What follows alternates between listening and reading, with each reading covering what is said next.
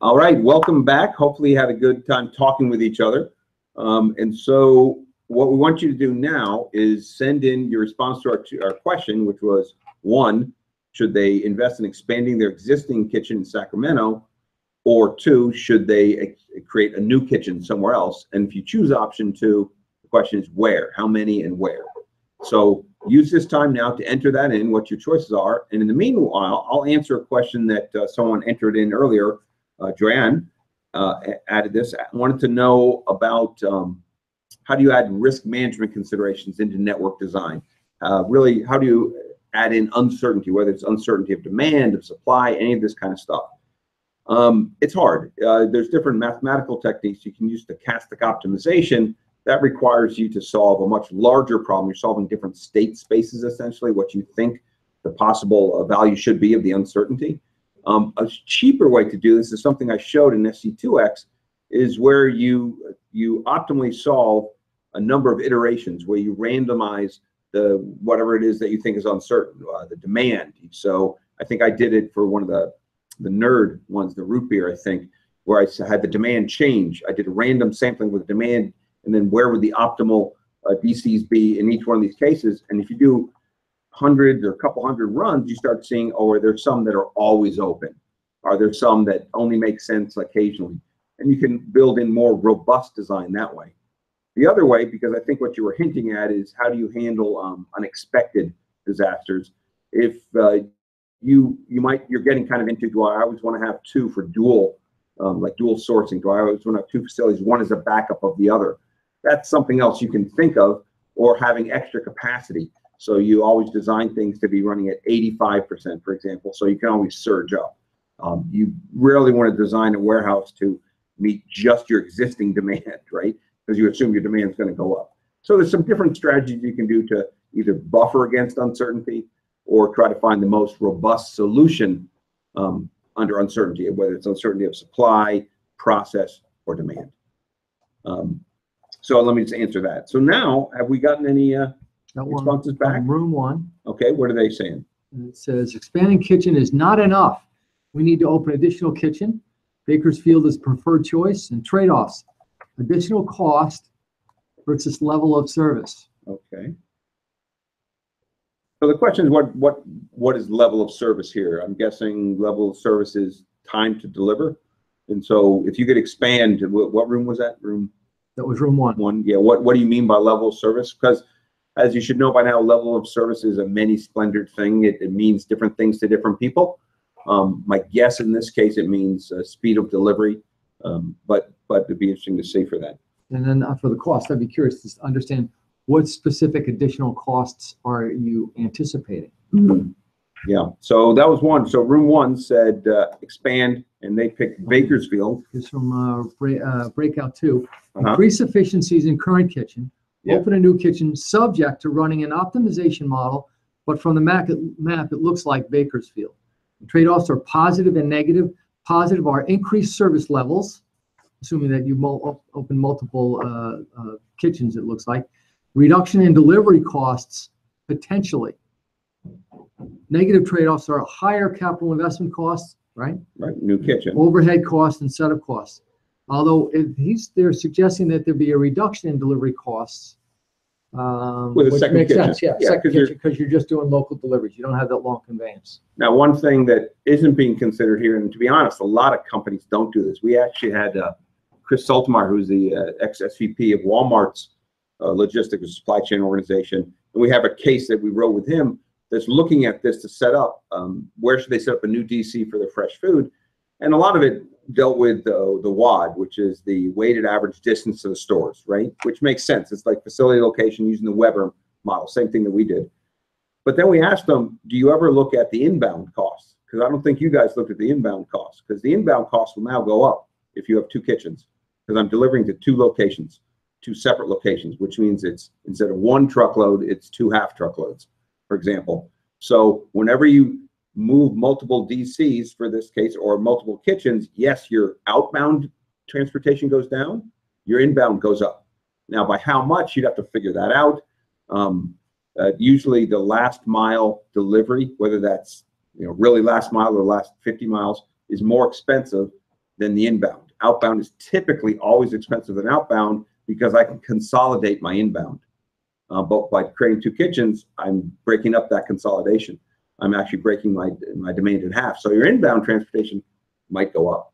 Well, your inbound, the cost of the procurement is going to go up also, because for the provider, assuming that even if you use the same provider, they're delivering to two different locations. Right. And the assumption would be that you would source from local facilities, which means you're not getting as much of a volume discount, if you will. So yeah, that's right, because we argued in here that you tend to buy from smaller, non-industrial farms. Right. And so if you're a local farm, you're probably picking things close to your area, the local area in Sacramento kitchen.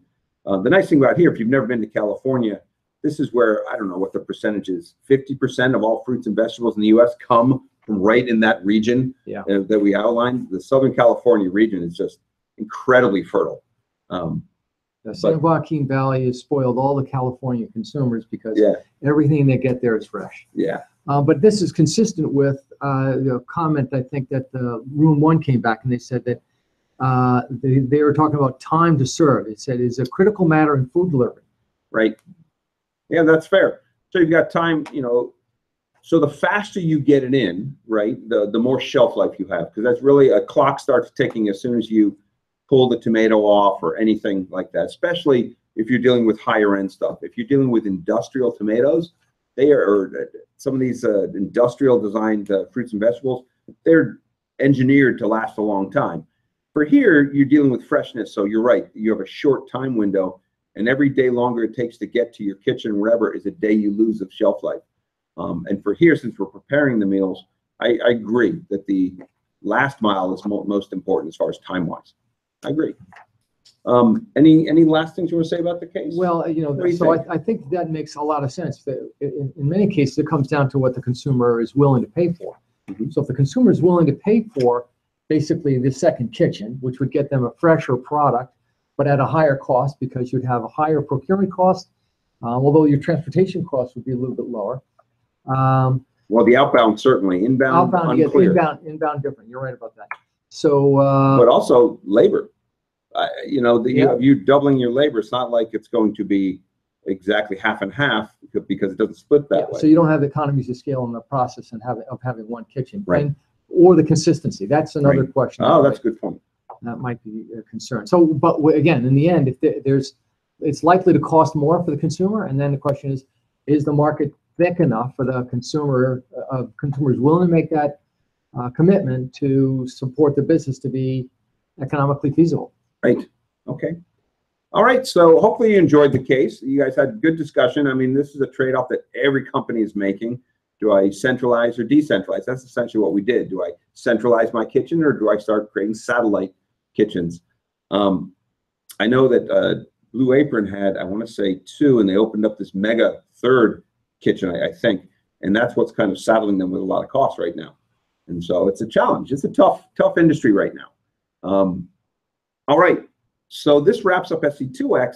Let me just take a minute to talk about, to give you a reminder of your final exam and talk about the next course if you want to continue with this. SC3x kind of picks up with all the issues that Jim and I were just talking about, is where, things break down a little bit. Things get a little more complex.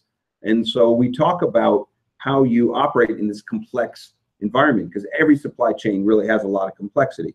And so we talk about something called system dynamics. And this is how a system operates. How are the dynamics within a system, the different players within the system? We'll talk about feedback loops. We'll talk about causal loop diagrams. We'll talk about stock and flow. It's a nice way to map the interactions in a complex system, because a lot of times there are unintended consequences. So one of those is something we talked about when sales and marketing, for example, which I always paint as the bad guy, but they're not. They want to introduce a new product. There are unintended consequences. Adding a new SKU increases your inventory. It increases the amount you need for managing that inventory. The transportation, it has ramifications all the way down the supply chain that are not always considered in the decision. So we'll talk to you about that and talk about different ways you can incorporate this. We'll also talk about exogenous factors, exogenous things that affect the supply chain, because everything else we've talked about so far has been within your control. your transportation, your inventory level, your warehousing. Now we'll talk about what happens if you're shipping across a border, because when you have global supply chains, things are different. And so a lot of times the tax ramifications dwarf any of your cost ramifications. So we'll talk about that. Dr. Bruce Arnson will spend 2 weeks discussing the ins and outs of global supply chain management. And then Professor Yossi Sheffield will come in and talk about disruptions. That's another exogenous factor. You cannot control earthquakes. You cannot control some of these natural events or man-made events. The question is, how do you minimize the effect? How do you protect yourself against that for your firm? And we'll talk about other exogenous factors in turn. There's a lot of regulations coming online where you need to track and trace certain products for provenance. You need to report certain things. There's a lot of interesting stuff coming out that directly impacts supply chains. So that's what we do in SC2x. It's all about making it real. We start talking about the real issues you're going to face and how they fit with all the models, the great models that we taught, and those kind of dovetail together. My last reminder is that your final exam opens up starting tomorrow, November 29th at 1500 UTC. Remember, you have 1 week to finish it. It has to be done by December 6th, 1500 UTC. And once you start, you have 4 hours to complete it. So good luck on the final. I'm sure you guys will do well, and I look forward to seeing you guys in the future. Yeah, thanks very much. Bye-bye. Bye now.